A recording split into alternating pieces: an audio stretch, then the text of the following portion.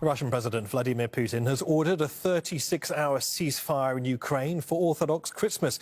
It is set to come into effect on January the 6th. The Kremlin is calling on Kyiv to do the same. The Russian Orthodox Patriarch Kirill initiated the request. Earlier, Turkish President Recep Tayyip Erdoğan held phone conversations with Presidents Putin and Zelensky. If Kiev accepts, it would be the first ceasefire between the warring nations since Russia launched this invasion almost a year ago. Well, let's go live to Kiev now and our correspondent Charles Stratford. It's one thing, Charles, Vladimir Putin suggesting a ceasefire. It's another thing, of course, Kiev accepting. What more can you tell us about their response?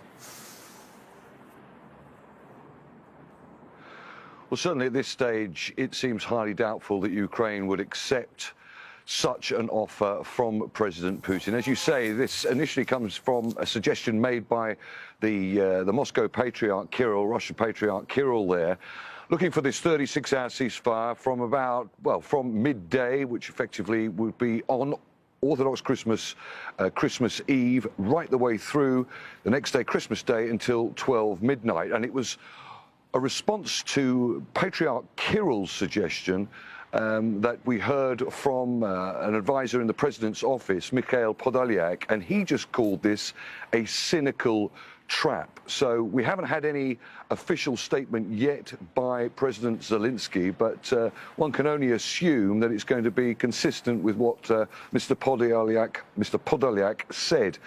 I mean, just to give you a little bit of background here, there's a very interesting sort of change of atmosphere in Ukraine that is gathering pace in as far as a move away from fundamentally an Orthodox Christmas here, because many Ukrainians associate Orthodoxy with Russia and by default Russian aggression. So, for example, Christmas that has just gone by for the Julian calendar, that now is being gradually pushed for by many people in Ukraine to be celebrated on the 24th and the 25th. There's also the issue that in 2019, a Ukrainian church basically was set up, established, that has no affiliation whatsoever with the Moscow Patriarch. It's part of this movement to move away from any kind of association with Russian Orthodoxy in the wake of what the Ukrainians say has been, well, nigh on 9 years of war. So let's not forget that that the problems started, the fighting really started in 2014 in Donbass and Crimea.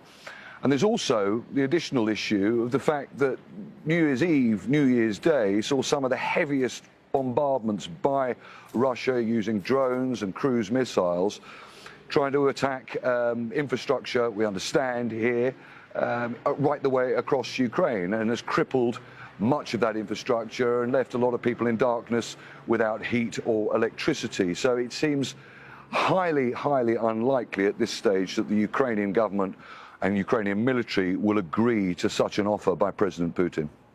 Charles, many thanks. Charles Stratford, live in Kiev there.